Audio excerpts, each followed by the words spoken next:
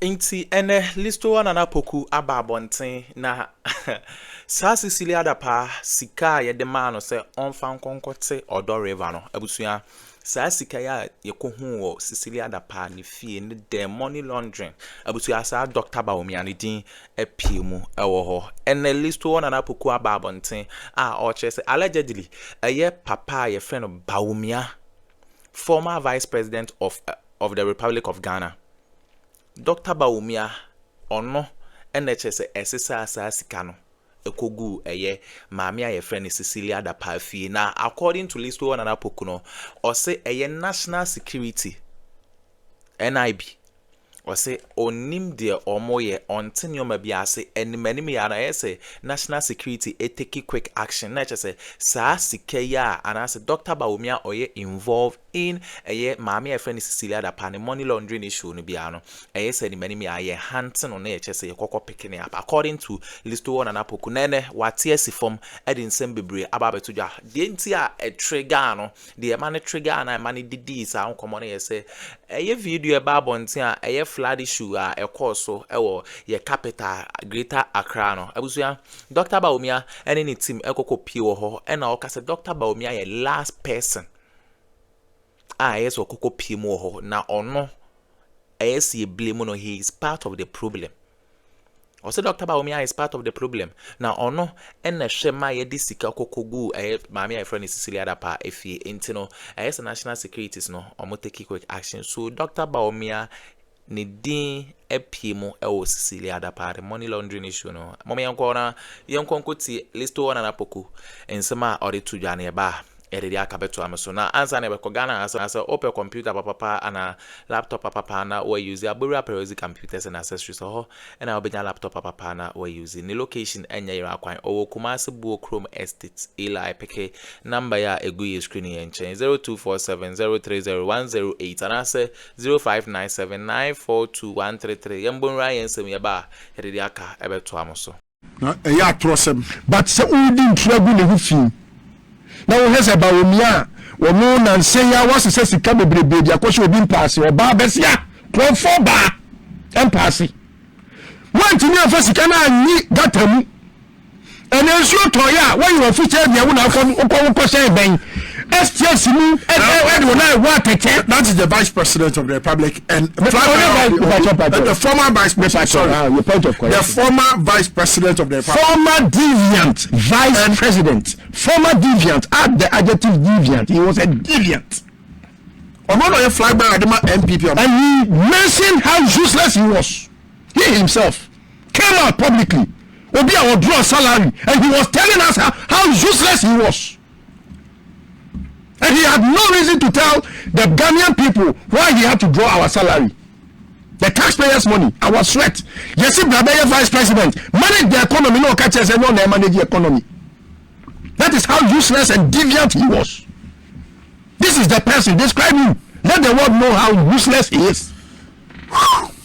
Tell us what you think about him. He drew our salaries. Taxpayers' money, as vice president, what was his call? The duty power and obey vice president for 8 years. No, was why? Why was he there? So no, the head of the economic management team, and then beyond that, head of police council. You saw how useless the police became under him. Having done Paris as the IGP, you saw how useless the Ghana Police Service became. Describe him. Let the world know who that useless person we are discussing is. Yeah, what you say at the Chemuko promise and maybe a camera baba. How much does it cost to put camera in the market? In any case, Muna Musisi ga. Muna Musisi a ga would be honest evidence. They did that in opposition. Hey. Oh yes. Omuna say Cantamanto, Omuna here. Omuba be one question Cantamanto. Tell me. Nana, and when they began doing that thing, yes, after Mahama had won power, yeah, I bet you studio haka once will be a question gabi. The gabi she me kind it studio na me can say your money is NPP for let you down. And I didn't miss worse. You see, sometimes you have a national security I said, Omama, national security, na quiet is a service and service. We that understand what it is, no. They get us to have a cause to worry. Because these things will not slip me by, and I will not slack. National security and they are not up to speed with time. They are not up to speed, and I don't know. The only thing that I can just be very much bragging of is Omani Gwenuajo. But must it end there? We must chase after criminals. Criminals, they that thing say they must perpetrate crime, must be brought to justice. And they have the effrontery. I said, some kind of, how do they call it, impunity. The bravado, they don't even think, because they think so. Those are the things that I think, sir. Our byway must take charge, because it is slacking. The government is slacking. Wow. Yes. But as flood in here, since 1985, and Ghana recorded the first major flood case. A year up to date. Incidents I would do flood amaye hunu krom ha 2015 years here some years flood theater krom. Do you think say leaders no o feel Ghana fana mamen chat for on this note na men chia hwefo meraho onoma bebre ho, and I take it to the doorstep of the President John Dramani. Yeah, because the buck stops with him and no one else. You see, baby, our man we are free. I have a do hano. Ono pe any that so. Me nya John Mahama experience awa. And coming crown, and coming yet. Me who say me kokasa say into aba. Anka unkasa. No, coming kasa mano. Okay, but me pursue.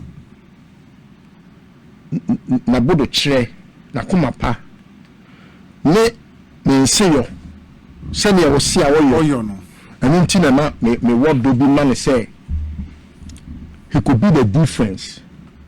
I've always said the difference between the NPP and NDC is John Mahama, and I mean the difference between NPP and NDC is John Mahama. That's the difference. There's the only difference. Ibia and Professor Mills and Wua, he could have been the reason why there would have been a difference. But beyond Professor Mills, I saw a gentleman who made sure say obey overhaul the system. No?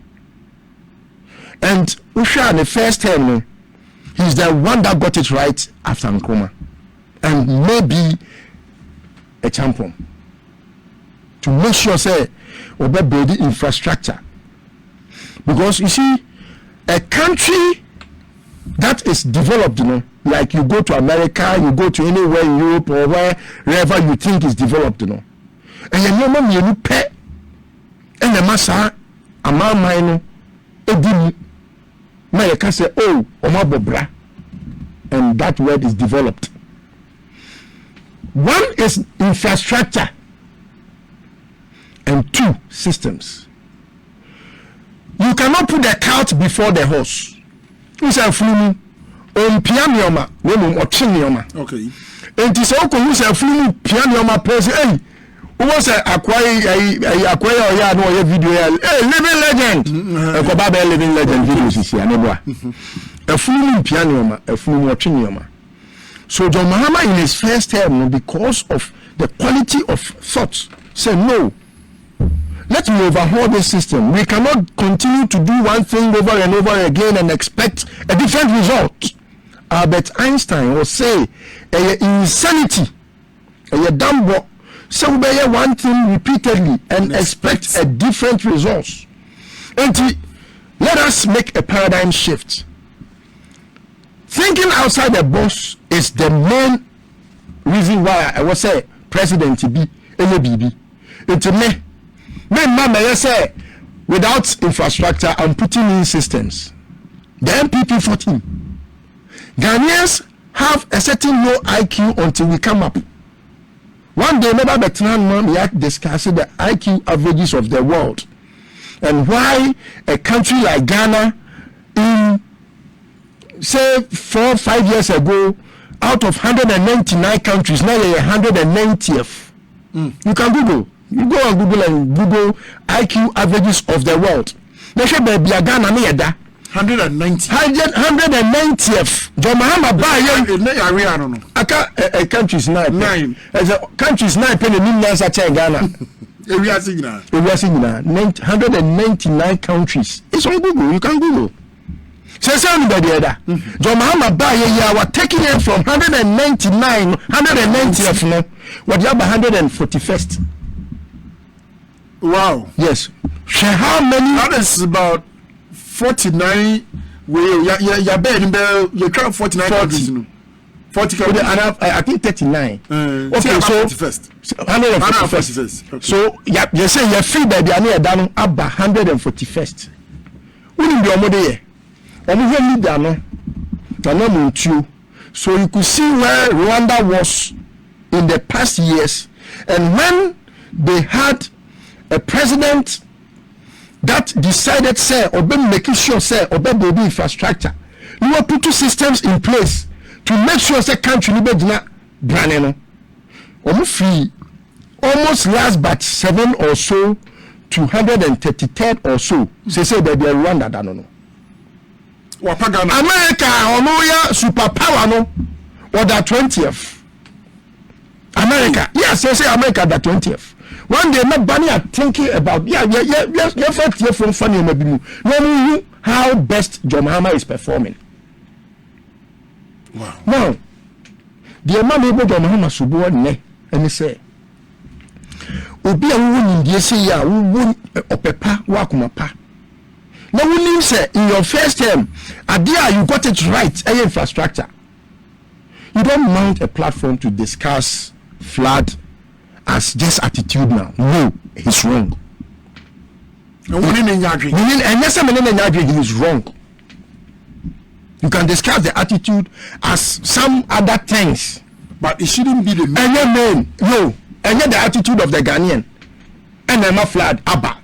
It may be one of the reasons, many reasons, but the main reason Emma flood Afayen. I'm a victim. Water came to my home almost to my hip level. Wow. Yes, me fear me team. And so we farmed that all these years, but it was almost at my hip level. And then you know yet, but his advisors are wrong to have made him aware. Say it's just attitude now. No, he is wrong, and he must correct his notes. Because if we have to discuss attitude, it is not to do with the attitude of governments. Why was Nkrumah building dams, man-made dams from a 7 of them, to absorb the water pressure before they receive? Why was Nkrumah doing that? How many years ago? Over 30 years ago. Nkrumah was doing that. Why? Jane Shekan, who for Msem Fancy Pim, Fancy Pim for himself, Jane Shekan. So, me share John Mahama, last budget at 2 force in year. Yes. But we, and your ma, or must say, a could say, we can't have every day. Or mobile storm drains, I can say, yeah, John Mahama knows to say. Flooding in Ghana, an engineering problem. But he said on a podium, say an engineering problem. So why then did you commit money to that? Oh yeah, Juma. But on one scale, a Juma na wo no. Why was I condemn Juma na wo no? I disagree with him. And I'm being blunt. I don't mean worse. Because flood in Ghana is everything to do with engineering problem. there will be a friend engineering catastrophe. Why you got us? Abaya would draw from what they have for this even Fourth Republic here. Abaya be about where drains. No, for Kufone, yeah, Alajo. Yes. It was engineering problem. If you go to Alajo, they have a story to tell because Kufo years have storm drain. No? Over the years, flooding and Sedan ko Alajo. Surely you know fat a drain. A fat drain. And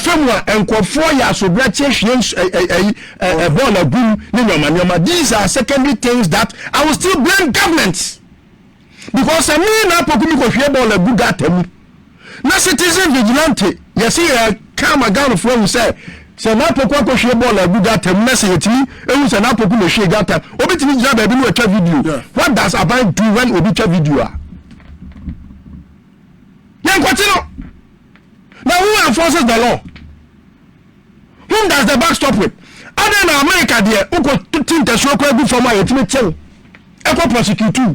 Now Ghana had here, will be a question baller. You will free to you lie or your skinny, you will free no can or push your got them. No, who are buying what you want to man. No, as I can't ever say, who are buying why a complainant? Change your attitude. Anything I am, lah. We are man says and nipa ne kwatse wa we the man be kina so so obi akọ wi ade na ne nana otutuntuma se bi eta frentuma ntuma mu kankan no abeg no o mi nana no munya no enye ensoso fi na ma hinkan we sai 7 enti se we wa for so law no na o ka se wo party ni we sit down won suam o ma ni pakro ni mu da ni because of your party chairman, party one way. No one will know. Who buy a coup for the water Ramsar site? Baby, I wasn't sure to a quatai. Who buy and who hear Juma? One minister, regional minister. How many times mentors to the one country say, Papa Penubia, me would need dear mano. I could see that was our area.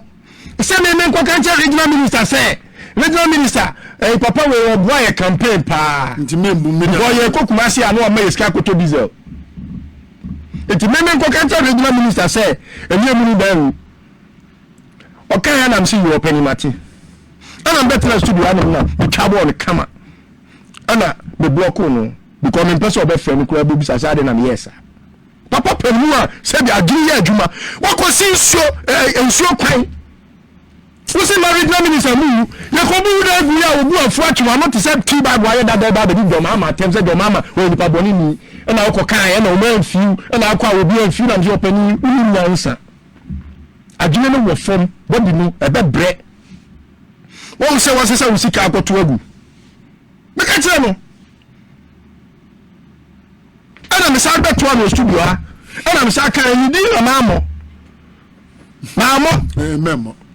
Oh, but when you penny I didn't know what from because when you abandon down what to kese na more ton asase e wo se yedi nsuo ensusase ah ukwa ubetimi ehu enuma o mu fifi Australia because o mu ba holidays e wo ho what timi ato ensase mo atwe sika illegally akwose sa nya fi baby aba feeling sase no in about 18 feet asase e wo se nsuo kwata mo etu do Mahama wo ba ya wo use ade ma no you have conscience wo awon yesa entino one my original minister good asade na lugu if you blame it just on attitude you must crack the whip san yoma na menene nyaje you gentility no menene ntimi nyaje da the Ghana flood in engineering issue engineering and John Mahama knows to say engineering. It is for him to have mounted a platform to say engineering no engineer it has everything to do and we are saying engineer I was saying engineer and can first will be BNI because without engineers no BNI she say it should be IT and engineers now set up net yeah and then IT engineer yes omuna craftsmen omuna ye bibia omuna creative bibia ye team we wiasim And engineer no bet me who say, okay, but then dear, no matter how much volume of water no, I'm flooding. And sir, engineer now, I was so young, sir, Jumano. What start here will read you? Your mama buy go and read the previous budget. She see I'm no say. She say, sir, your friends say storm drains and I your more ye ni no man nyina. Ewum awu etwetwa honka. Ada abai no. When say for over 8 years no on be na assembly for your moves can prove farm tigatem. Yes. Kubu say no be Ibrahim honorable. Ana the NPP. Me see NPP for say assembly kwa benye sika kotigatem na ni. Minim assembly for tara bi kokon bi kwakobo no nka Na omusu ya anda ekufoda yantigatem keke krampo no omu yes kan kotim. But now here is the case, sir. Monday in Solo former Vice President and flag bearer of the NPP, Alhaji Mahmoud Bawumia, Nante kakra. We no say a very possible cranka, Aban declare state of emergency. In Sue a toy no who be here. So there Alhaji Mahmoud Bawumia can send Kebeanka President Mahama, and the NDC Aban declare state of emergency. Oh, say extra. Oh, Bawumia is uncle for now. One na yere kokro betima pese na nko adwuma ebia wakoye kalaspa na yere akoche no anu nko anti se na yere achi nko nti o ka se ne ni mood no krenti nko adwuma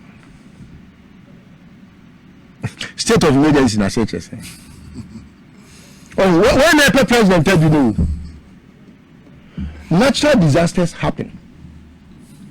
Me I was flooded. The first year, it's not because Sebio, John Mahama, na asese anyako do that him say show MFA Now fee. And to want to sound much political and portray say you would have had a better alternative, no. Also, in the abundance of water, the food just always gets tasty. If you say when you answer kra. It official some okay. Official Kenya as a sample. O kofi an yebe choose afia me dia me fasa Addo. Official Kenya as a sample. But what is state of emergency? About flood. Flood na cause no. Ensuo no e da so tawa na. Atwetwe. Oh, adwini so abodi ni be bre. Ensuo na free kwan. Ensuo na free asase no so. Casualties aba. Nipa bre. Enyoma say. Minimum be asay and I me ka ba me ka say me ka nsuom it is state of emergency no na be there be ba ka na ye o adwini so body ni be bre. The first is what Mahama is doing. Well, who said no flood we no okay yen too fa wiem ni yen kwasha dia kwaso asase ne so ni yen hwe ba bia sin to ne wo. Because this is the most voluminous water about been seen that in how many years? Who can say 1935. 1935. Me sure say na ya wom papa. I'm na there. Obetimi aka bi a kire. Me say that akwa kobuza nana. Okay. Oh, na me busa say 1935 no. Nso yiri ba ye no say na etie. When you say do ba bia, me say kuafo bebre betimi akai. Ebi a wututu famwa utimi ko hu nipa na nkese. Yeah. Ututu ebi o obi o si da ebi ko baabi ututu baabi a utimi ko hu bibi. Yeah, don't pay ni ade. Ebi ko utimi ko hu obi agudi e wo kukuom. Yeah. Ni na ye su yiri ni bia. See some several years ago.